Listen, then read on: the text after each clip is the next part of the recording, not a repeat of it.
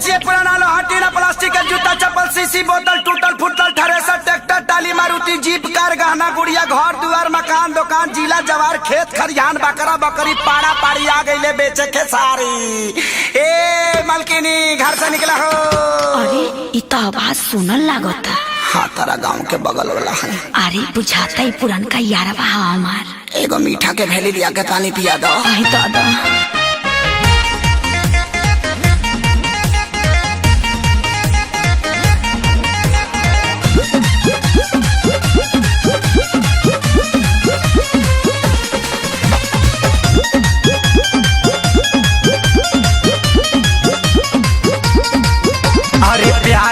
तुहरा असर हमारा पपड़ल बा भारी तुहरा चक्कर में करे जा हम बन गईनी कबड़ी।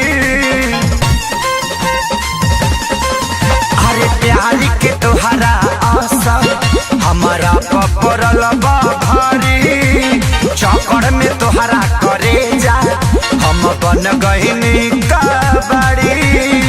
घर से निकला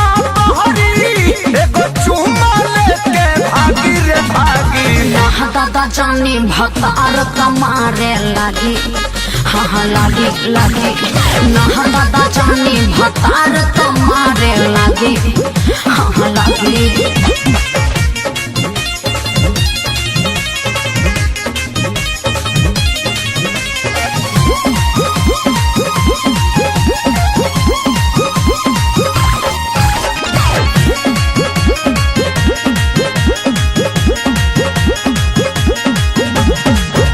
बाटे बियाहे से हमारा पटाओ तनी को जलागी भानो कदी घर से आओ।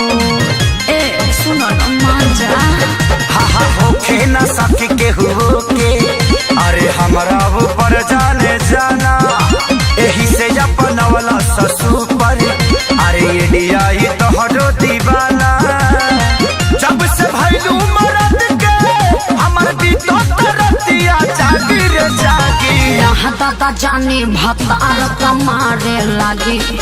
हाँ लागी लागी ना दादा जानी भतार कमारे लागी। हाँ लागी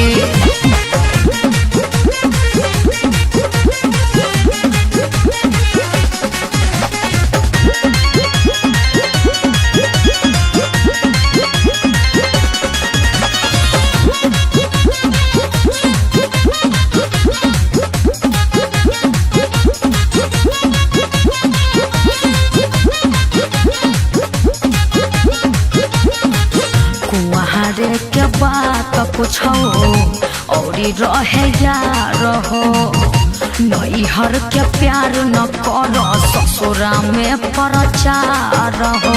हरे सब केहू जान जाई बड़ी बेइज्जती होई। अरे अपना खेसरिया के कैसे बोल गइलू तू भूल हो लगलू सिखाए नील कमल के मोहब्बत के रूल हो। या तो राज से पूछी हो दादा जानी भतार कमारे लागी। हाँ लागी लागी ना दादा जानी भतार कमारे लागी। हाँ लागी अरे प्यार के तुहरा असर हमारा पपड़ल बा भारी चक्कर में तुहरा करे जा हम बन गईनी कबड़ी। घर से निकला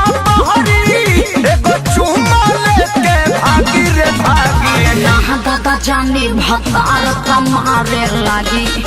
हाँ लागी लागी ना दादा जानी भतार कमारे लागी। हाँ लागी दादा जानी भतार कमारे लागी। हाँ लागी लागी ना दादा जानी भतार कमारे लागी। हाँ लागी।